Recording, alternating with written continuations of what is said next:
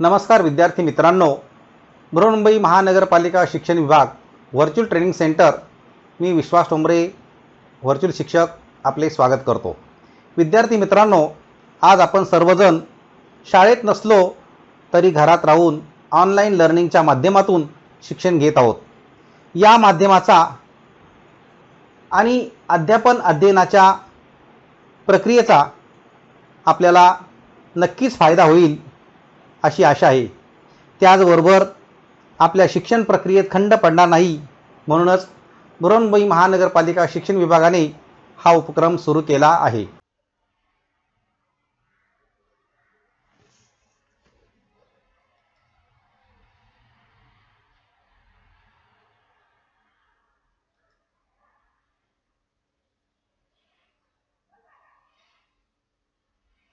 इयत्ता चौथी आपला विषय आहे बालभारती। या विषयामध्ये आपण 15वा पाठ आनंदाचं झाड, लेखिका आहेत लीला शिंदे। आता हे आनंदाचं झाड काय आहे याबाबतची माहिती आपण घेणार आहोत।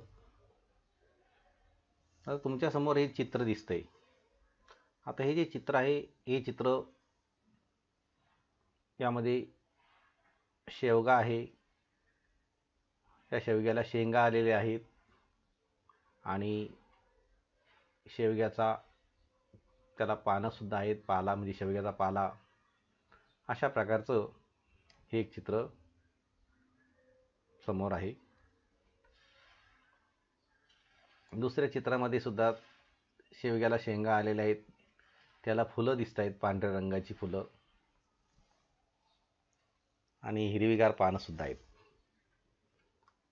मग आता हे शेवग्याचं जे झाड आहे याला आनंदाचं झाड म्हटलं गेलेलं आहे आणि का म्हटलंय ते आपण पाहणार आहोत। तोपर्यंत तत्पूर्वी आपण या शेवग्याविषयी माहिती जाणून घेऊया।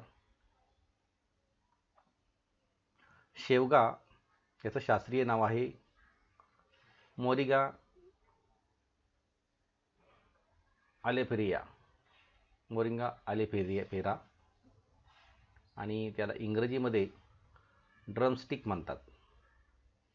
आता ही मोरिंगेशिये कुळातल्या मोरिंगा प्रजातीतील सर्वाधिक आढळणाऱ्या जातीची वनस्पती येते।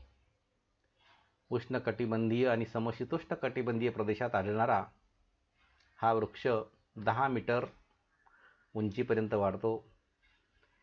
याचे फुले, पाने तसेच शेंगांचा पाककृती बनवण्यासाठी वापर होतो आणि याला विदर्भातील झाडी प्रांतात मुंगना असं म्हणतात। असा हा शेवगा आहे। एक इंग्रजीतलं याचं नाव प्रसिद्ध आहे ड्रमस्टिक, परंतु जे शास्त्रीय नाव जे आहे ते मात्र आपल्याला माहीत नाहीचे। मोरिंगा ऑलिफेरा हे त्याचं शास्त्रीय नाव आहे। आता हा जो शेवगा आहे या शेवग्यामध्ये काही कॅल्शियम आहेत। जसं दूध आहे, या दुधाच्या 4 पट आणि मटणाच्या 800 पट कॅल्शियम यामध्ये आहे। तुरट असून चव आहे, म्हणजे तुरट आहे पण त्याची चवीचा बादशाह आहे तो। 300 विकारावर मात करणारी अशी ही वनस्पती आहे। ह्या वनस्पतीने कुपोषण सुद्धा थांबतंय। जशा शेवग्याच्या पानांची भाजी ही कुपोषण थांबवण्यासाठी अतिशय महत्त्वाची भाजी ठरते। म्हणजे एकंदरीत हा शेवगा किती महत्त्वाचा आणि किती उपयोगी आहे हे आपल्याला इथं दिसून आलेलं आहे। आता हे शेवग्याविषयी माहिती करून घेत असताना रक्तदाब नियंत्रित करणारी, आतड्याची व्रण जखमा बरी करणारी, पित्त नियंत्रित करणारी शेवग्याच्या पानांची भाजी ही सहज उपलब्ध होत असलेली रानभाजी आहे। शेवग्याच्या पानांची भाजीचा काय काय उपयोग होतो? रक्तदाब नियंत्रित करते ती भाजी, आतड्याची उरण जखमा भरून निघतात, पित्तसुद्धा नियंत्रित करते अशी शेवग्याची भाजी आहे आणि त्याला रानभाजी असं म्हटलं गेलेलं आहे. दुसरा उपयोग काय सांगितला की बाळाच्या पाचवीला ही भाजी सटवाईला नैवेद्य म्हणून दाखवितात. तो नैवेद्य बाळाच्या आईला खायला देतात. तिसरा उपयोग आहे अंजन. शेवग्याच्या पर्णरसात मध घालून अंजन केल्यास डोळ्याचे सर्व विकार बरे होतात. चौथा उपयोग आहे डोकेदुखी. शेवग्याच्या पर्णरसात मिरे वाटून लावल्यास डोकेदुखी थांबते. पाचवा उपयोग आहे कोंडा. शेवग्याच्या पर्णरसाने मॉलिश केल्यास केसातील कोंडा जातो. सहावा उपयोग आहे पिसाळलेले जनावर चावल्यास शेवग्याच्या पर्णरस, मीठ, काळी मिरी, लसूण, हळद यांचं मिश्रण पोटात घेणे आणि ती जखमेवर लावणे. सातवा उपयोग आहे तोंड येणे, गळ्याची सूज, वांती, खरूज यासाठी सुद्धा तो शेवगा उपयोगी आहे. शेवग्याच्या पर्णरस चोळणे म्हणजे पानांचा रस चोळणे, गुळण्या करणे, पिणे हे सर्वोत्तम. नसल्यास शेवग्याच्या पर्ण चूर्ण खाल्ली अथवा दररोजच्या भाजीत मिसळली तरी चालेल. म्हणजे पानाची जी चूर्ण असते ती जरी खाली तरी चालते किंवा दररोजच्या भाजीमध्ये मिसळली तरी चालते. तर अशा प्रकारे या शेवग्यांचे काही उपयोगसुद्धा आपल्याला दिलेले आहेत. अतिशय महत्त्वाचा शेवगा आहे.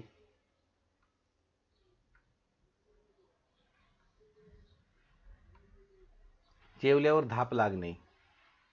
आणखी काय उपयोग आहे? जेवल्यावर धाप लागणे, पोटात गॅस धरणे, डोकेदुखी, डोळ्यांचे विकार, तोंडाची चव जाणे, कुपोषण आदी विकारावर शेवग्याच्या पर्णरसाचे पावडरचे पोषण मूल्य अनन्यसाधारण आहे. म्हणजे शेवग्याच्या पानांचा रस हा अतिशय महत्त्वाचा आहे किंवा पावडरसुद्धा उपयोगी आहे त्यासाठी. वायुगोळा. पोटातील वा स्नायूंचा वायुगोळ्यावर शेवग्याच्या पर्णरसात खडी साखर मिसळून खाणे फायदेशीर असते.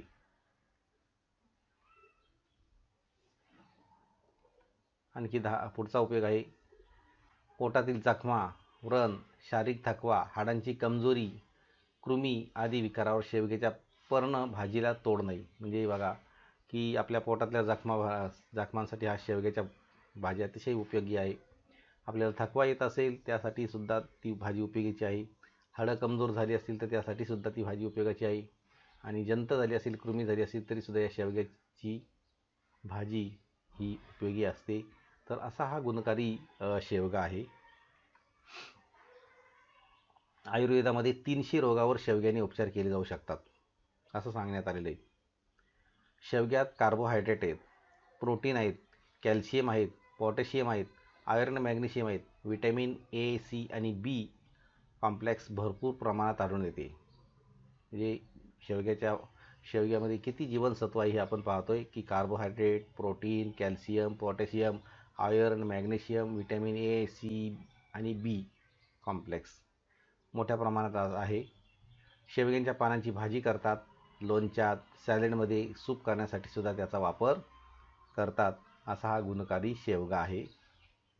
पचनक्रियेशी संबंधित आजार शेवगा सेवनाने नष्ट होतात. जर आपल्याला पचनक्रिया आपली बिघडलेली असेल तर शेवग्याची भाजी खाल्ली तर आपली क्रियेमध्ये सुधार होऊ शकतो. कावीळ या आजारामध्ये शेवग्याच्या पानांचा ताजा रस, 1 चमचा मध आणि नारळ पाणी एकत्र करून जर पिलं तर कावीळसुद्धा नाहीशी होऊ शकते. तर अशा प्रकारे या शेवग्याचे उपयोग आहेत. म्हणजे गुणकारी हा शेवगा किती आहे हे आपण पाहतोय.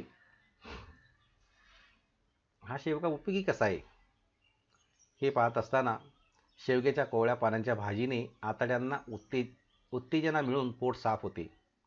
त्यामुळे जठराचा कर्करोग टाळण्यासाठी भाजीचा उपयोग होतो. शेवग्याच्या पानात पिट्रिगोस्पेरिन नावाचे कार्यकारी तत्व असतं. ते जीवाणू प्रतिबंधक कार्य करतं. त्यामुळे आतड्यातील व्रणास कारणीभूत असणाऱ्या एच. पायलोरी या जीवाणूवर ते प्रभावी ठरतं. आणि आतड्यातील व्रण भरून येण्यास मदत होत असते. त्याचबरोबर हाडे ठिसूळ होणे, वजन जास्त वाढणे, आळस आदी लक्षणे जर दिसू लागली तर शेवग्याची भाजी ही खावी. म्हणजे अशा प्रकारे ही सर्व लक्षणं या शेवग्याच्या भाजीने कमी होऊ शकतात. म्हणजे शेवगा किती उपयोगी आहे हे आपण पाहतोय. शारीरिक आणि मानसिक थकवा जर आला तर, जडपणा आला तर या भाजीने कमी होत असतो. शेवग्याचा पाला रक्तवर्धक आहे आणि हाडांना बळकटी देणारा आहे. म्हणून शेवग्याच्या पाल्याची भाजी आपण खाणं अतिशय गरजेचं आहे. या सर्व प्रकारच्या नेत्ररोगांमध्ये शेवग्याच्या पानांची भाजीसुद्धा लाभदायक आहे. म्हणजे आपल्याला जर डोळ्याचे काही विकार असतील तर त्यालासुद्धा ही शेवग्याची भाजी उपयोगी असते. शेवग्यांच्या फुलांची भाजी ही संधिवातासाठी चांगली आहे. म्हणजे पहा, पानांचा तर उपयोग होतोच, पण शेवग्याची जी फुलं असतात तीसुद्धा संधिवातासाठी अतिशय चांगली असतात. शेंगाची भाजीसुद्धा स्नायूगत, संधिवातासाठी तसेच कृमीनाशक आहे. आणि शेंगा ज्या आहेत त्या शेंगांची सुद्धा भाजी ही आपल्या स्नायूंसाठी आणि संधिवातासाठी, त्याचबरोबर कृमीनाशक आहे. आणि म्हणून हा शेवगा कसा उपयोगी आहे हे आपण पाहतोय.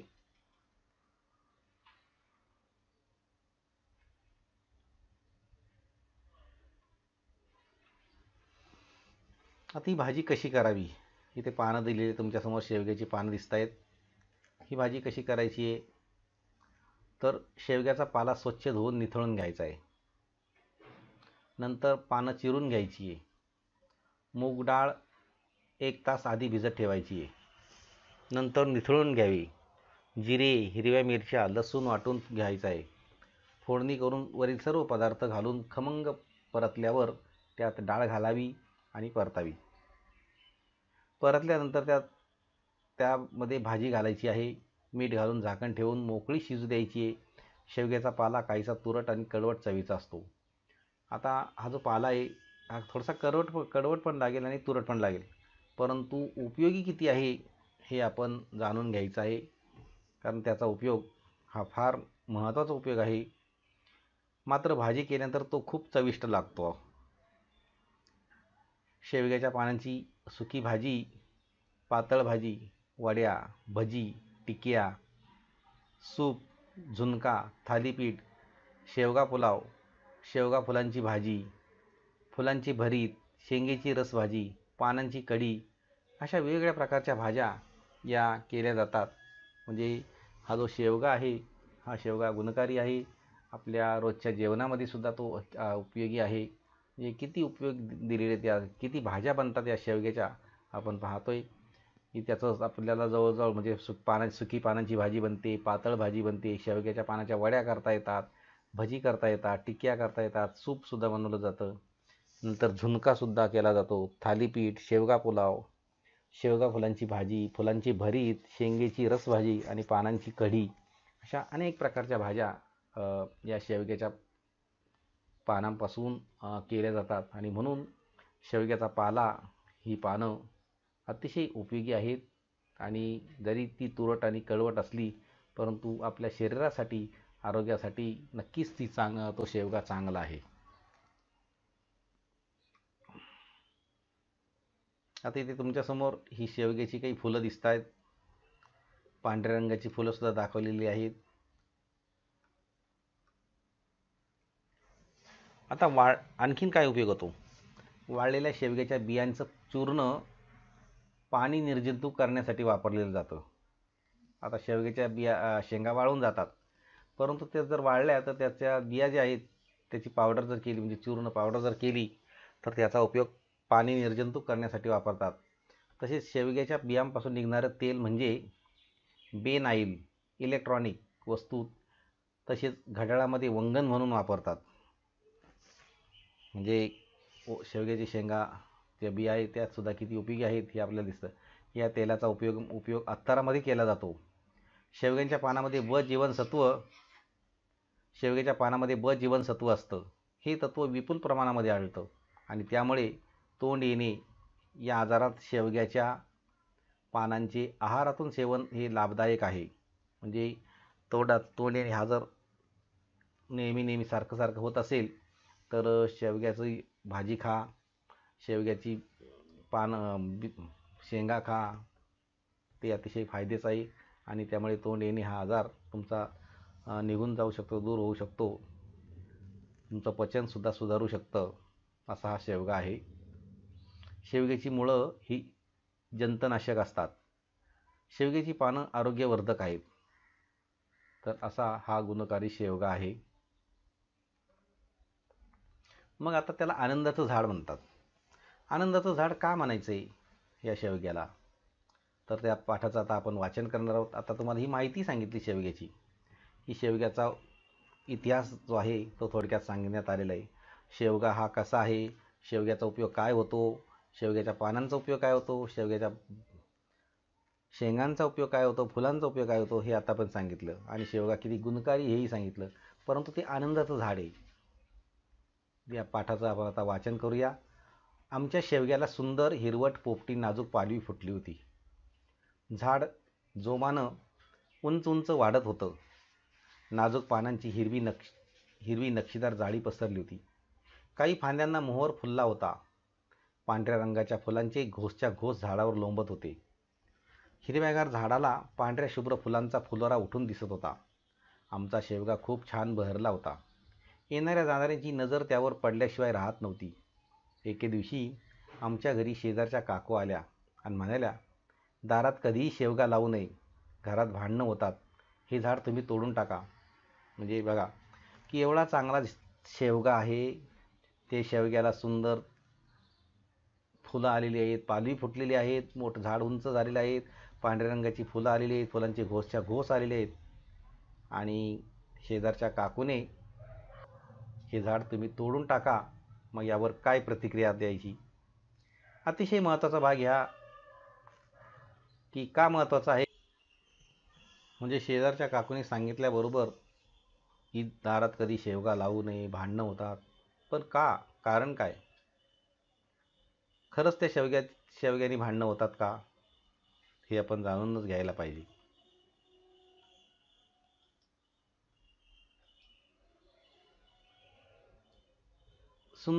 इतकं सुंदर झाड आणि तोडून टाका. मला जरा त्या काकूंचा रागच आला. मी काही म्हणायच्या आतच आई म्हणाली, झाडं ती सगळी सारखीच, उलट झाडं किती परोपकारी असतात, ती का बरं आपल्यात भांडणं लावतील? आपण माणसंच असा विचार करतो. झाडं तर आपल्याला फळं देतात, फुलं देतात, सावली देतात, पक्ष्यांना घरं देतात, आधार देतात. मी हे झाड लावलं ते जोपासण्यासाठी, तोडण्यासाठी नाही. आणि त्या काकूला उत्तर दिलंय की ही झाडं काय काय देतात आपल्याला, फुलं देतात, फळं देतात, पक्ष्यांना घरं देतात.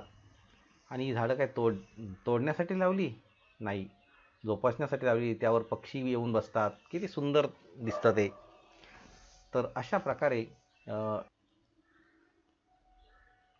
काकू म्हणाल्या, अहो शेंगा तोडून नेतील तेव्हा नाही का भांडणार तुम्ही? आई म्हणाली, नेवदेत नेल्या तर खाण्याचीच वस्तू आहे ती. झाडांना त्या शेंगा फक्त आमच्यासाठीच नाही लागल्या. झाडाला शेंगा असेपर्यंत लोकांचं लक्ष झाडाकडे जाणारच. हिरव्यागार पसरलेल्या फांद्यावर रंगीबेरंगी पक्ष्यांचा अखंड मेळा भरत होता. आमचा शेवगा म्हणजे माझ्यासाठी निसर्गाचा अनमोल ठेवा. या शेवग्यामुळेच मला विविध पक्ष्यांची अगदी जवळून ओळख झाली. त्या पक्ष्यांचे विविध आकार, देखणे, मोहक रंग, लयदार लकबी, गोड आवाज, त्यांच्या मजेदार हालचाली, त्यांची दिनचर्या इत्यादी कळली. म्हणजे काकूने जरी सांगितलं, पण काकूने आता उलटं सांगितलं की लोक शेंगा तोडून नेतील, मग तुम्ही त्यांच्याबरोबर भांडणार नाही का? असं. मग त्यावेळेला लेखिकेची आई म्हणते की नेल्या तर नेऊ द्या, कारण त्या खाण्यासाठीच आहे शेंगा. आणि जोपर्यंत झाडाला शेंगा आहे तोपर्यंत लोकांचं लक्ष जाणारच आहे. शिवाय ते जे झाड आहे त्या झाडावर रंगीबेरंगी पक्षी येऊन बसतात, त्यांचा जसा मेळा भरलेला असतो. म्हणजे आमच्यासाठी हा जो शेवगा आहे, हा शेवगा म्हणजे एक प्रकारचा निसर्ग आहे असं वाटतं. कारण त्यामुळे अनेक प्रकारच्या पक्ष्यांची ओळख झालेली आहे, त्यांचा गोड आवाज ऐकायला मिळतो. तर असंही सांगितलं गेलं आहे. आमच्या शेवग्याच्या पांढऱ्या शुभ्र फुलांच्या घोसावर रुंजी घालत गुंजारो करणाऱ्या जांभळट काळ्या टपोऱ्या भुंग्याची व माझी भेट झाली. फुलामधला मध पिऊन फुलाभोवती नाचणाऱ्या मधमाशा मी पाहिल्या शेवग्यामुळे. अलगत हवेत तरंगत इवल्या इवल्या चपळ फुलचुंख्यांची झुंबड मला दिसली. मधानं गच्च भरलेल्या पालफुलातून हवेत अलगत मध चोखण्याची कला पाहावी ती फुलचुख्यांची. इटुकला बोटभर फुलचुख्या असतो, मात्र कसरतपटू एरवी मला कधीच दिसला नसता. फक्त आवाजच ऐकून होते. तो तांबट पक्षी मनमुरादपणे मान खाली वर करत होता. अगदी एकाग्रतेने तुकतुक आवाजाचा टणत्कार करताना मला चक्क दिसला. भर उन्हात शेवग्यांच्या उंच उंच फांदीच्या शेंड्यावर कोकिळ पक्षी शांतपणे झुलताना मी पाहिला. छोटे छोटे हिरव्या राघूचे थवेच्या थवे वलगत उडत उडत हवेत तरंगत कधी किडे तर कधी पराग केशरांचा फन्ना उडवताना पाहिलं. म्हणजे कितीतरी पक्षी, फुलपाखरे, भुंगे त्या ठिकाणी त्या शेवग्यामुळे येतात आणि त्यांची भेट झाली असं लेखिका म्हणते की जे मला दिसणार नव्हतं ते आमच्या शेवग्यामुळे मला दिसलेलं आहे. की जो फुलामधला मध चोखण्याचं काम करतो तो सुद्धा फुलचुख्या मला दिसला. म्हणजे तो किती कसरतपटू आहे हे सुद्धा त्यातून मला जाणवलं. आणि तांबट पक्षी मात्र खालीवर मान करत होता तेही सुद्धा पाहिलं. अशा प्रकारे एकंदरीत हा शेवगा म्हणजे एक प्रकारचा निसर्ग आहे. तो आनंद देतो आम्हाला आणि म्हणून ते आनंदाचं झाड आहे असं सांगितलं गेलं आहे. राघू हवेत तरंगत शिकार करण्यात अगदीच पटाईत. सर्व ऋतूमध्ये विविध पशु पक्षी कीटक किड्यांचं आमचा शेवगा हे माहेर बनलं होतं. वाळलेल्या शेंगाच्या बियांच्या मेजवानीसाठी पोपटांची नियमित हजेरी लागे. पोपटांचा हिरवागार रंग, लांब सडक शेपुटा, नखरेबाज हालचाल मी अगदी जवळून पाहिली. बुलबुल पक्ष्याच्या सुरेल ताना मी आमच्या शेवग्यामुळेच ऐकू शकले. चिमण्यांची अखंड चिवचिव आणि साळुंकीची एकसारखी किलबिल अगदी कान किट्ट करणारी मी जवळून ऐकली. हिवाळ्यात तर खंड्या नियमित हजेरी लावू लागला. एरवी मी खंड्याला चित्रातच पाहिलं होतं. खंड्याचा तो देखणा मोरपंखी निळारंग अनुरूप बागदार मोठी चोच, त्याची एकाग्रता आणि किलबिल आवाज करत सुळकी मारण्याची कला मला दाखवली ती शेवग्यानं. म्हणजे या पाठामध्ये प्रत्येक पक्ष्यांचे आवाज, त्यांचं वर्णन हे अतिशय लेखिकेने बारकाईने केलेलं आहे. ती कसे साळुंक्या किलबिल करतात. खंड्या पक्षीसुद्धा पाहिलेला आहे. मोरपंखी निळा रंग खंड्याचा अगदी आणि बागदार चोच. त्यामुळे हे सगळं हा जो निसर्ग आहे हा निसर्ग त्या शेवग्याच्या झाडामध्येच दिसत होता. वेगवेगळ्या ऋतूमध्ये वेगळी रूपं घेत आमचा शेवगा उभा आहे. आणि विचार केला तर आपण शेवग्याला 2 वेळा बहर येत असतो. म्हणून वेगवेगळ्या ऋतूमध्ये वेगवेगळी रूपं घेत आमचा शेवगा उभा आहे. माझा तो आवडता मित्र आहे. मी त्याची खूप निगा राखते. तो अजबखाना आहे. त्यानं मला किती सुंदर पक्षी किडे कीटकांची ओळख करून दिली आहे. त्यानं माझं मनोरंजन तर केलंच, पण ज्ञानही दिलं, आनंदही दिला. शेवग्याची पानं मला खूप खूप आवडतात. किती सुरेख झिरमिर हिरवीगार पानं, शेवग्याचा फुलोरा पांढरा शुभ्र रंग हा पक्ष्यांप्रमाणे माणसाचंही मन मोहित करतो. आपल्या हिरव्या रंगानं तो माझं मन प्रसन्न करतो. रोज नवीन उत्साह माझ्यात निर्माण करतो. त्याच्या खांद्यावर पक्ष्यांचा उत्साह भरलेला असतो. हा पठ्ठा शेवगा आनंदानं झुलत झुलत त्यांना साथ घालत असतो. आणि या आनंद उत्सवात मीही सहभागी होते आणि नाचू लागते, गाऊ लागते. असं लेखिका लीला शिंदे सांगतात की त्यांनी या शेवग्याच्या झाडाचा एक वेगळाच आनंद या ठिकाणी सांगितलेला आहे. किती सुंदर असा हा आनंद त्यांनी या पाठामध्ये व्यक्त केलेला आहे. की शेवग्याचं प्रत्येक म्हणजे त्या ठिकाणी येणारा जो काही पक्षी आहे त्याचं वर्णन अतिशय मजेशीर केलेलं आहे.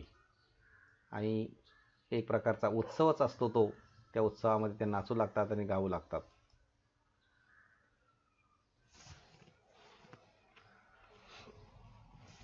आता या पाठामध्ये काही नवीन शब्द आलेले आहेत. जसा फुलोरा, फुलांचा बहर, रुंजी घालणे, भोवती फिरणे, मनमुरादपणे, मनसोक्तपणे, फन्ना उडवणे, खाऊन टाकणे. इथं तुमच्यासमोर शेवग्याच्या शेंगांची चित्र दाखवली गेली आहेत. पानं किती हिरवीगार छानपैकी दिलेली दिसत आहेत. ती फुलंसुद्धा आहेत. आता तुम्हाला काही प्रश्न दिले जात आहेत.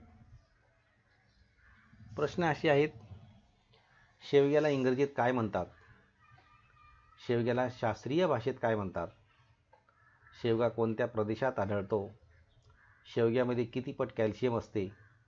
शेवगा उपयोगी कसा आहे?